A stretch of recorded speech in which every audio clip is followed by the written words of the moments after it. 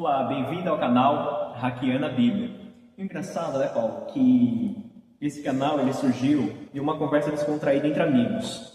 Né, Paulo? Nós estávamos em um momento descontraído, o Paulo chegou com as dúvidas dele, com a demanda dele, como sempre, de nós ali entendemos a Bíblia. E haja vista que as pessoas que estavam à nossa volta, né, falavam assim, pô, mas de novo, né? Porque o ambiente que nós estávamos não era um ambiente propício, mas é um estudo, né? Uma concentração. Mas quando duas pessoas com vontade de aprender, imergir no conhecimento, buscar entender a palavra, aí se aguçou, e isso foi bom tanto para mim e quanto para o irmão Paulo que aqui está. E dentro disso, surgiu a ideia de criar esse canal, Hackeando a Bíblia. Por que Hackeando a Bíblia? Porque nós percebemos que tem algo muito precioso dentro da Bíblia, que é o hackear as Escrituras, que vai além daquele meditar, vai além daquela leitura diária, vai além daquele simples leitura que às vezes você faz no culto, você faz na sua casa. Então, e dentro disso nós descobrimos o quê? Algo que nós podemos aprofundar ainda mais.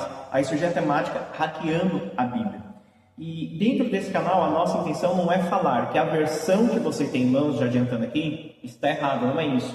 Tem a João Ferreira de Almeida, Nova Linguagem de Hoje, Nova Versão Transformadora, NVI, são excelentes Bíblias. Mas nós descobrimos o quê? Que quando a pessoa, ao longo desses anos, a Bíblia foi escrita, reescrita, cada tradução dela que foi alterada, de acordo com a língua, a gramática, alterando uma palavra, muda-se totalmente o sentido. E dentro disso, surgiu a ideia de nós trazermos aqui esse canal com estudos baseados no original, quanto o Novo e quanto o Antigo Testamento também. Então, se você gosta de conteúdo como esse, de estudar a palavra, estudar, adquirir ainda mais conhecimento, vem com a gente, somos eternos aprendizes, não somos professores nem mestres, mas nós amamos estudar. Então, siga o nosso canal, ative as notificações, compartilhe para que esse canal seja relevante para alguém que você acha interessante e vai fortalecer ainda mais o nosso canal. E dentro disso nós nos baseamos o quê? Nos originais. E para que nós possamos entender o que é o original, vou pedir para o irmão Paulo aqui estar explicando melhor. Muito bem. Então, assim, os originais do Velho Testamento, né, eles são baseados nos rolos da Torá, sim, né, e nos manuscritos do Mormon. Foram escritos em hebraico e 2 livros em aramaico. E o do Novo Testamento, em grego koiné, a linguagem escrita, e na verdade houve uma compilação através dos anos. Foram achados papiros, várias descobertas arqueológicas, né, ou papiros resguardados aí, né, provavelmente aí a Biblioteca Vaticana tenha bastante informação. Com certeza. A gente não hackeou ainda a Biblioteca Vaticana. Mas vamos chegar lá. Vamos chegar lá. Mas esses papiros posteriormente foram compilados, né, e se formaram os códices na linguagem grega, e isso que nos faz a referência dos originais. Explicando que originais do Novo Testamento não temos, porque os originais que os apóstolos escreveram não temos, mas temos as cartas mais antigas, né, os papiros que foram escritos mais antigos e que foram preservados, por exemplo. E a primeira escolhida aí, né, da lista, né, nós já tivemos vários momentos de conversas, né, irmão Fábio, de estar estudando, né, os originais, né, e os erros, tentando interpretar, tentando entender o que era aquilo, por que trouxe aquilo, e o primeiro escolhido foi Jó. E coincidentemente houve a minissérie retratada pela Record, já acabou, da vida de Jó, que foi uma experiência somou muito, né? Uma experiência muito boa para nós, que já estávamos no caminho do estudo, no meio do estudo, né? Então foi muito bacana. Tem alguma coisa para falar da história de Jó, irmão Fábio? Então, tem, porque Jó é um livro que acaba sendo um pouco emblemático, diga-se assim, né? E para alguns estudiosos também, alguns teólogos dizem que é um livro que é fantasioso, mas nós vemos ali que ele é um livro composto por uma escritura poética, né? Toda a escritura dele, ele traz uma leitura poética. E por ele trazer essa leitura poética, dentro do próprio campo da teologia, alguns divergem como verdade, outros divergem que nem tanto, e outros até duvidam sobre a existência. E dentro desse campo teológico, alguns relatam se esse livro ele é verdadeiro ou não. Mas a nossa intenção aqui, escolher o livro de Jó, não é, né, irmão Paulo, descaracterizar a veracidade, verdadeiro ou não. Porque, particularmente, acreditamos que sim, é verdadeiro, né? por mais que a escrita dele seja uma escrita poética, né, e de uma forma bem poética, bem compilada pelo copista que assim copiou, mas nós estamos dentro desse livro extraindo uma preciosidade. O primeiro ponto que nós atentamos ali é pelo surgimento de um momento que Deus está com os filhos dele, né? E dentre Deus está numa reunião com os santos ali, com os filhos dele, dentre eles veio Satanás. Já um ponto ali que já nos desperta uma atenção para ficar um pouco emblemática, ou seja, como que foi que Satanás conseguiu entrar numa reunião onde era para estar pessoas santas, ou seja, parece que ele entrou de penetra ali. Beleza. Aí chega um momento que parece que o diabo entra de penetra numa reunião, que está Deus e os seus anjos, numa reunião ali, Deus olha para eles como se fosse uma camaradagem. Estou falando assim para ficar mais fácil para nós entendermos. Chama ele e fala: observaste meu servo Jó, homem régro, íntegro, desvia do mal, temente a Deus. Aí Satanás se retruca, né? Também o Senhor abençoa em tudo, dá com prosperidade, riqueza, a família dele é bonita, ele é um cara próspero, a esposa dele é boa. Então Satanás fala: tira o que ele tem, permita tocar nele, que vai ver se ele não nega. E aqui, irmão Paulo, que surge algo interessante. O diabo ele foi para tentar, ele foi para provocar. E Deus aceitou assim o desafio, né? Até eu costumo brincar, quando eu brinquei com você, Jó, ele entrou numa situação que duas pessoas estavam brigando, tipo assim, os dois brigaram e sobrou a conta para Jó pagar. Como se ele estivesse lá tranquilo no momento dele. Mas, além de todo esse enredo, por esse ponto que nós queremos atentar, é no capítulo 2, no verso 9, que nós vemos ali no momento em que Satanás realmente toca, ele perde os filhos, né? Além de ele perder os filhos, ele pega uma lepra terrível, chega a um estado deplorável. Jó, pela história, ele fica realmente ali numa resistência e numa sua fé à prova, e além de ele ficar com a sua fé à prova, chega no momento em que a esposa dele olha para ele e fala uma frase, e é nesse ponto que nós estamos pautando esse nosso primeiro estudo, esse nosso vídeo. E eu vou passar aqui para o irmão Paulo falando a respeito. Muito bem. Então, nesse ponto, a mulher de Jó vira para ele e fala, no texto original Kibaré, que seria abençoa. E as Bíblias hoje trazem como a palavra amaldiçoa. Por quê? Bom, uma corrente de teólogos, né, estudando outros versículos do mesmo livro de Jó, eles entendem isso como um recurso linguístico chamado de eufemismo. Então, o escriba, quando ele foi registrar essa história, ele não escreveria amaldiçoar perto da palavra de Deus, isso seria um desrespeito, eles não fariam isso. Então, eles trocaram a palavra amaldiçoa por abençoa, mas a palavra é original, tá? Baré, né? Que é abençoa. No mesmo livro, em 1,5, realmente traz essa ocorrência de eufemismo mesmo.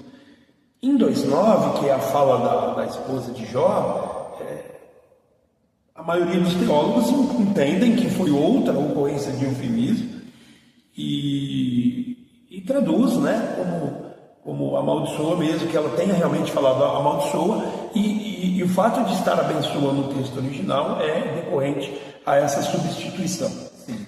Porém, outra corrente de teólogos entende que realmente, né, no primeiro capítulo, realmente tem a ocorrência de um eufemismo, mas que no segundo capítulo poderia ter sido falado realmente a palavra abençoa, num sentido sarcástico. Conversamos isso também bastante, né, irmão Fábio? Porque assim, por mais que a mulher de Jó estivesse chateada, ríspida da vida, né, com raiva de Jó, ela falar amaldiçoa, como a gente entende, né, como a maioria dos teólogos entendem que realmente foi, que seria o texto original, seria amaldiçoa, ela estaria mandando ele também cometer um pecado mortal. Sim. Porque um dos pecados mortais, né, que não é perdoado mesmo na Bíblia, é realmente você amaldiçoar a Deus. Então, assim, é uma coisa imaginar que ela tivesse com um ódio mortal dessa maneira. Afinal de contas, era a esposa e a mãe dos 10 filhos de Jó. Então, por mais que ela tivesse magoada com Deus, enfim, qualquer situação, seria assim, extremo e drástico ela ter falado amaldiçoa mesmo seu Deus. Nós fizemos uma retratação, logo vamos estar colocando, só vamos terminar essa ideia. Fizemos uma retratação, né, com inteligência artificial das duas situações. Mas, e essa outra corrente de teólogos acaba imaginando por que ela poderia ter falado realmente abençoa, como no sentido mais sarcástico, mas não como um ódio mortal. Né? Então, olha, quer dizer, você está lá na sua fé, então assim, abençoa seu Deus e acaba de morrer. Né? E também não dá para a gente se basear no que ele fala depois, porque em ambas as situações, ele poderia ter tido a mesma, vamos dizer assim, a mesma fala. Por exemplo, ele fala como uma doida, né? Como uma louca, insensata, né? Numa situação e na outra, essa frase dele cabe. Sim. Mesmo ela de uma maneira sarcástica ou uma maneira mortal, o Jó chamá-la de louca, é cabível até, né? Bom, mas isso é uma corrente menor nós não estamos, como o irmão Fábio falou, não estamos aqui, só estamos aqui para mostrar que existem as duas correntes teológicas de pensamento, não estamos nos posicionando de uma maneira ou de outra, só estamos trazendo um estudo no qual a ocorrência de um erro de tradução, né, como o irmão Fábio mencionou, poderia ter sido trazida uma nota, né, a maioria das Bíblias, quando faz uma substituição, sendo correto ou não, ela poderia trazer uma nota de rodapé explicativa, e nem sempre acontece isso, né? Então alguém interpreta aquilo como uma verdade e nos faz, vamos dizer, aceitar aquilo como verdade também, não fazendo nenhuma menção. Sim. Então nós vamos mostrar agora os dois vídeos, né, irmão Fábio? E para a pessoa que estiver em casa poder ver que as duas falas até são cabíveis. Sim. Ainda conservas a tua integridade? Abençoe a Deus e morre. Ainda conservas a tua integridade? Amaldiçoa a Deus e morre. E a inteligência artificial até acabou moldando, né? De um jeito que quando ela fala abençoa, ela tá brava, mas nem tanto. E quando ela fala amaldiçoa, ela tá muito brava. Bom, talvez seja abençoa, talvez seja amaldiçoa. A maioria dos teólogos acha que ela tenha falado amaldiçoa mesmo, e os escribas tenham colocado abençoa para não retratar este nome amaldiçoa perto do nome de Deus. De uma maneira ou de outra, irmão Fábio, não nos tira a fé, como você falou no início, isso não nos abala a fé.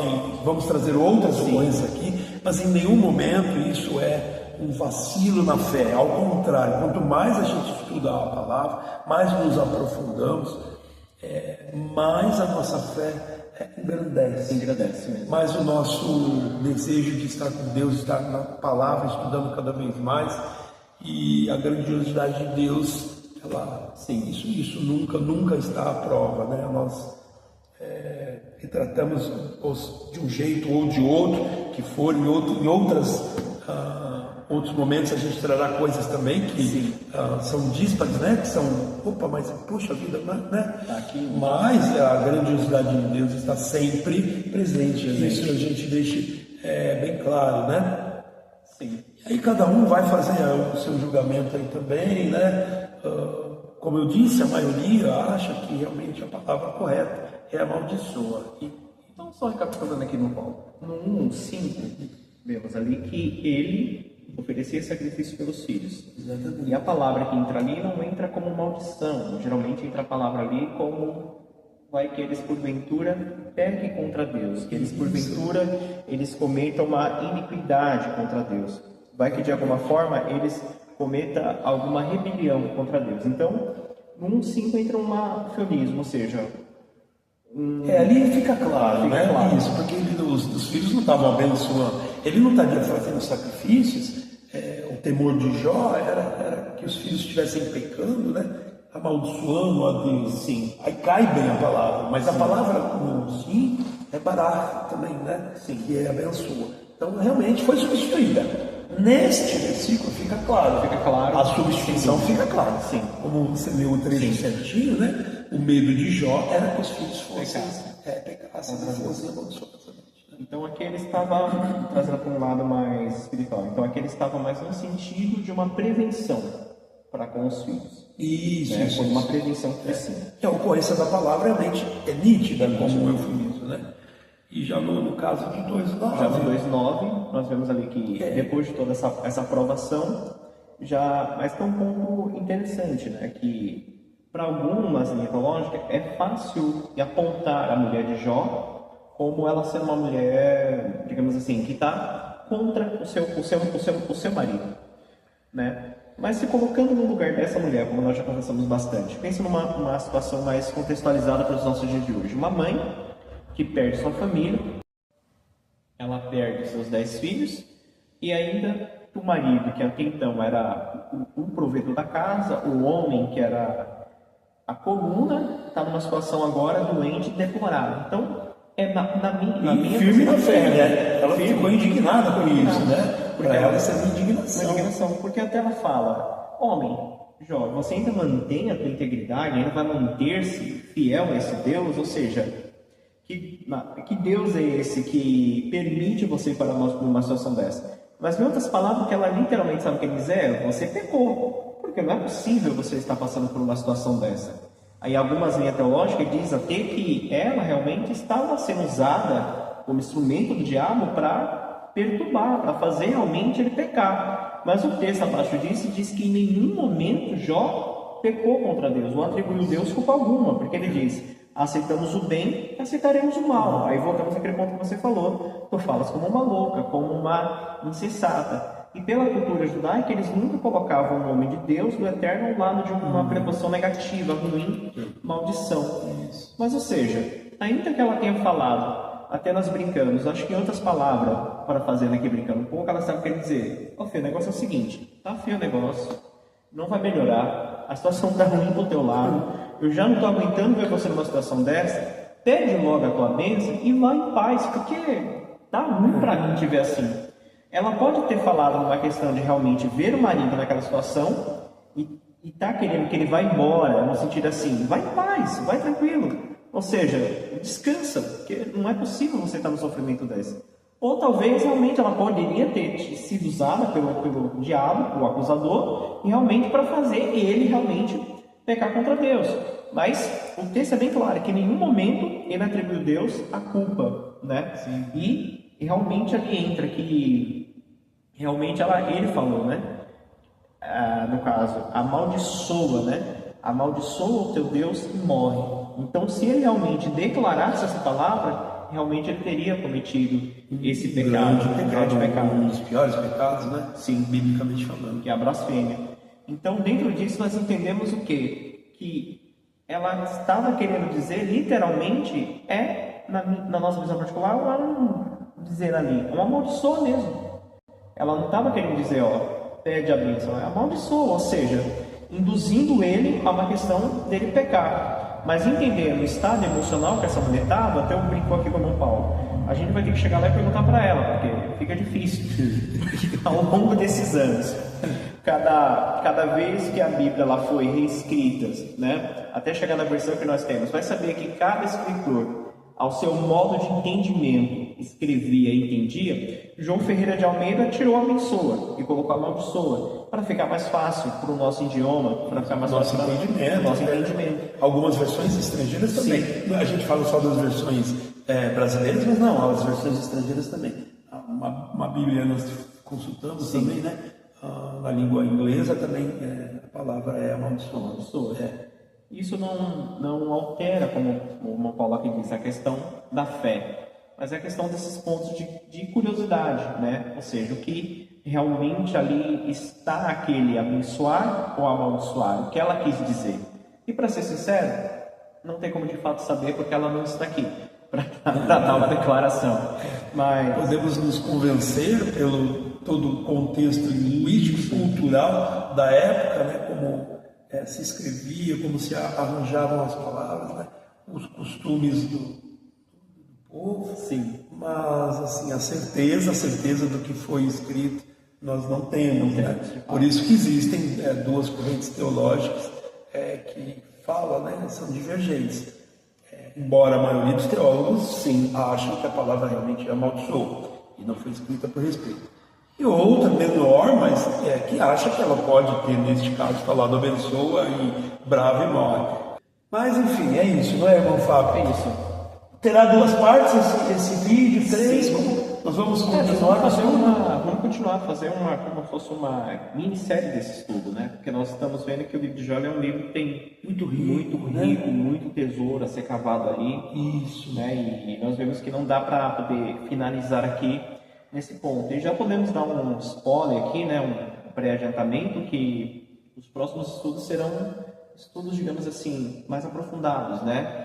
E posso te dizer, pode ser que vai dar uma bugada na sua mente, assim como deu na nossa, quando a gente hackeamos, vamos usar essa palavra, e vimos lá, o irmão Paulo aqui está em êxtase até agora, diga-se assim, pela descoberta do estudo, e esse sentimento que nós queremos passar para vocês, para que vocês também sintam essa paixão pela palavra, e quando nós falamos em êxtase pela palavra, realmente é você sentir-se impactado, assim como nós estamos no decorrer desse estudo, né, irmão Paulo? Isso mesmo. Não sei se vai ser na sequência, irmão Fábio, porque temos bastante material dos erros, né?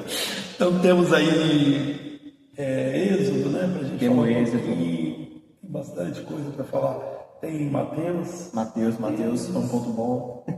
Hebreus, talvez. Bom, vamos lá, a gente vai continuar esse estudo, não sei se nessa sequência, né, de apresentação do canal, que nós temos bastante, como a nossa temática principal foram os erros, né? Os erros, e Jó entrou nessa por causa dessa primeira ocorrência aí em Jó 2:9. Mas lógico que vamos continuar esse estudo porque ele é muito rico. Ele é um estudo maravilhoso. Então, assim, se foi uma história, se foi real, existem aí 3 versões, rapidamente, né, para a gente entender que a história de Jó foi real do início ao fim. Sim. Que ela não foi uma história, ela foi um conto, vamos dizer assim, né, um livro simbólico, né, que nos trouxe uma mensagem de Deus. E existe um pensamento que ela é parcialmente verídica, né, e que ela foi acrescentada para ter um entendimento de Deus com mais amplitude, talvez por um motivo espiritual, né, falando um motivo de entendimento assim dos caminhos de Deus, quanto à criação, tudo lá no final do livro, do livro. Mas assim, bom, de uma maneira ou de outra, é uma história de fé, e é uma história maravilhosa da gente ver, porque a gente vê acontecendo isso na vida de irmãos, né? Sim. Vamos tirar de provações de Satanás ou não, com a permissão de Deus. Vamos tirar essa parte. Mas assim, a gente vê muita gente, né, em grande dificuldade, em grande provação, né? E Deus restaurando a vida. Sim. Esse é o ponto mais importante. Então, que a gente tenha o livro de Jó como uma história de fé inabalável, porque Deus pode tudo. Quando Deus quer mudar a nossa vida, Deus muda. Ele muda e transforma. O intuito de continuar desse estudo aqui realmente é isso, é acrescentar a sua fé do que você que assiste. Acrescentar a fé de como você compartilhar também esse conteúdo. E desde já também te agradecemos por você ter dedicado o seu tempo em assistir esse vídeo. E se em algum ponto do que nós conversamos aqui falando chamou a sua atenção, você concordando ou não concordando, isso não vai alterar em nada a nossa amizade. Não vai alterar em nada, se um dia nós nos encontrarmos na rua, não vai alterar em nada a nossa conversa, a nossa amizade. Porque não estamos aqui como donos da verdade, mas estamos aqui para trazer mais luz sobre aquilo que outras pessoas também já vêm retratando. Então, qualquer dúvida que você tiver, coloca nos comentários abaixo, com certeza vai ser um prazer para nós entrarmos lá, responder. E se você também tiver uma temática e quiser também que nós trazemos aqui no canal, pode colocar, que nós vamos hackear e com certeza vamos trazer esse conteúdo aqui também. E deixe um comentário. E aí, amaldiçoa ou abençoa? É com você.